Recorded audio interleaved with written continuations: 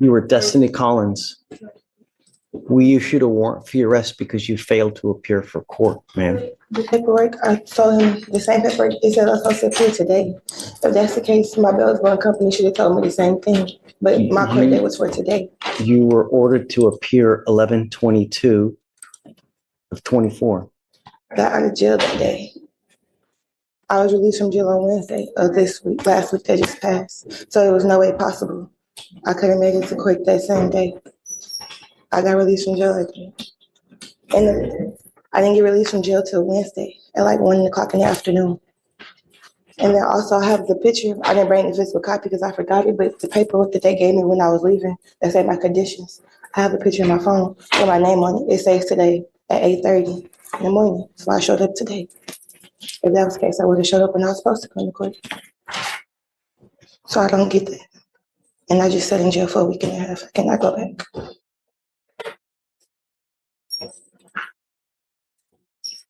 You issued the warrant on the 22nd, right?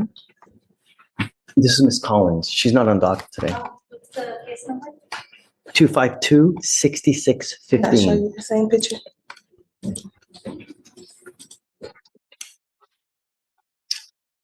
Pause right here. This is where courtroom chaos collides with paperwork reality. The judge and court clerks are scrambling to untangle a classic system failure. Ms. Collins says she followed the release paperwork she was given, but the court record claims she failed to appear days earlier. And that matters, because in the legal system, a failure to appear can immediately trigger an arrest warrant. But here's the critical twist. If the court itself issued conflicting dates, that's not willful disobedience, that's an administrative error.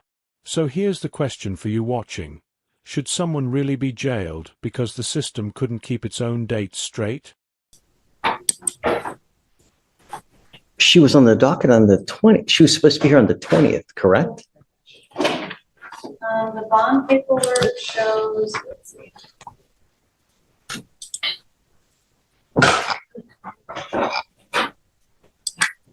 I'm confused.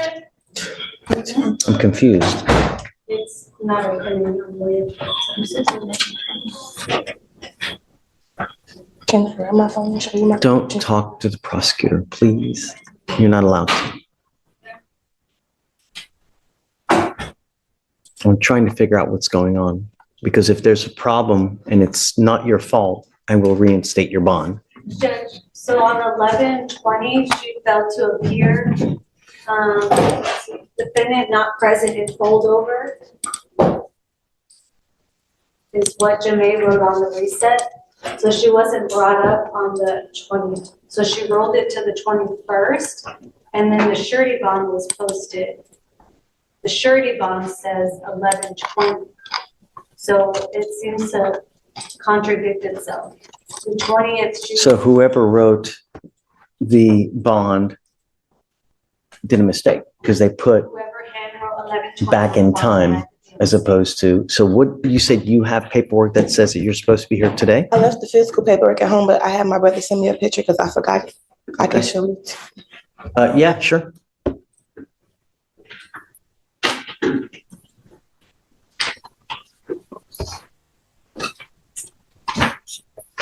And you can give it to Deputy and she'll.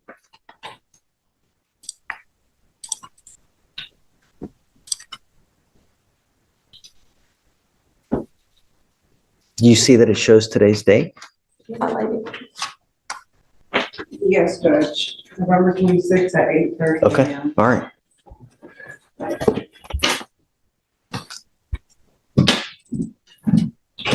Yep, you're right. Okay, I'll reinstate your bond. Okay. And there it is, the moment everything changes. The photo on her phone confirms the exact date and time, November 26th at 8:30 a.m. One image completely dismantles the warrant.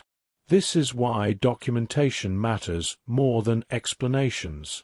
Watch how quickly the judge pivots once proof is shown. Bond reinstated. No debate. No delay. But notice the shift in tone. The court error is fixed, yet the underlying charge still remains. So here's the question. When someone is jailed due to a clerical mistake, should the court apologize, or is reinstating bond enough? It's like while you were in custody, they appointed you a lawyer.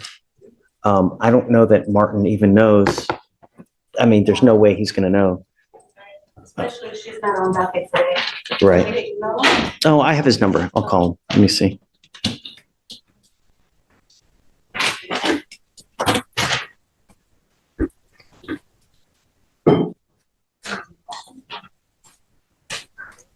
Martin.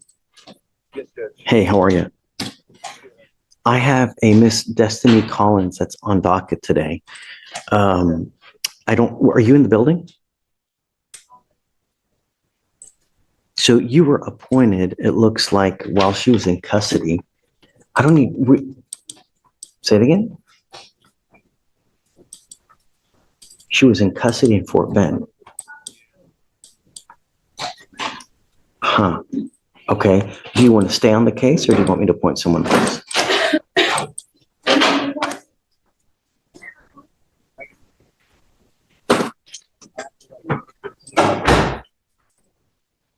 Hey, okay, no problem. You just tell me. So that's it? Done. We'll do it. Okay. Okay. Bye. Can you pull up her NCIC, please? So we can. I'm going to take Martin off Okay. because he's not working with us. And do you mind appointing someone else for the time being, please? Ms. Collins, you're charged with assault, bodily injury. You're facing a year in jail and/or a $4,000 fine. We are going to do probable cause. You have the right to remain silent. Anything you say can or will be used against you. You have the right to have an attorney present. If you cannot afford one will be appointed to you, ma'am. On August 8th, 2024, a deputy was dispatched to a bar and grill in Harris County, Texas regarding an assault. The complainant worked at the bar as a bartender. Defendant came behind the bar and began striking the complainant multiple times with a closed fist to the face and upper extremities, causing pain. Complainant began to fight back to defend herself. During the fight, a crowd of people surrounded her, and some individuals who she did not know began to stomp and kick on her while she was fighting on the ground. Complainant Stop and kick the complaining witness. That's not true. Stop, please. Yes, the complainant stated during the fight, a crowd of people surrounded her and began to stomp and kick her while she was fighting on the ground. She stated that the fight lasted approximately 2 minutes. The complainant and the defendant did not know each other and stated that she did not know the defendant well enough to fight her. The complainant stated the fight ended because someone yelled out, "I'm calling the police." Okay. Tell me, does she have anything else that's open at the time now? She's currently on probation out of Galveston County for theft. Yes. And I think you had mentioned something about Fort Bend, so we're looking for. Lord, we're hitting the Tri-County area now? We're not showing anything out of Fort Bend, Judge, but she is on probation out of Galveston right now. She may have been in custody in Fort Bend. I don't know. So run full NCIC, please. Ms. Collins, I'm going to find that there's probable cause to go forward with the case. I'm now ordering you as a condition of your bond not to consume alcohol, illegal drugs, or unprescribed controlled medication. I'm going to randomly test you. I'm going to do everything in my power to protect my public in every single way, shape, form, manner. And if you become a danger to my public, I am first off going to put you in jail. Next off, I'm going to make your bond so high you're going to flip. Do you understand? Do not go back to this bar or any other bar.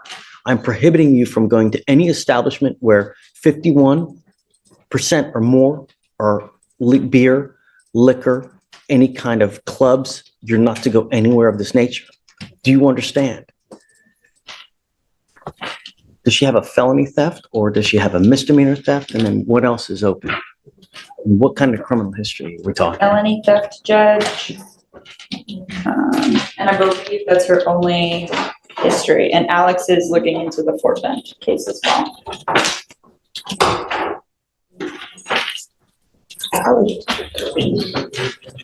Your Honor, I don't have any record of her case in Fort Bend. Looking at the county clerk website for Fort Bend, I don't see any cases open with her name and date of birth. So the only other thing you see is it a probation that she's on? Yes. For Galveston. Oof. Yes, Judge.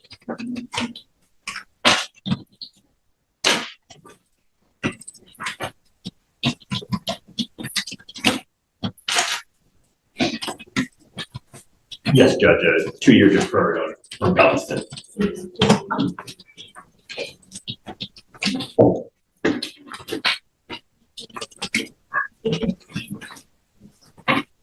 How old are you, ma'am? 23. What do you do for a living? Right now, I work 2 jobs and I live alone. I live in the Fort Bend County area. How much money do you make a month, ma'am? My monthly income, I say my intake probably about 3,800.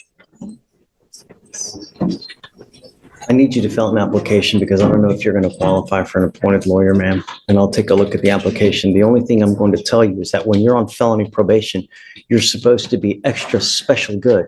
And when you're not, they usually file motions to revoke. So I would be on the lookout because if you're on probation or parole at this time, it's very possible that they issue a felony warrant in that case with the fact that you picked up this new case. So understand, no alcohol, no drugs. Do you understand? Okay, do you mind giving an application, please? All right, I'm gonna have you fill out the application and then we'll, do not leave until you sign all our bond conditions, ma'am. Okay.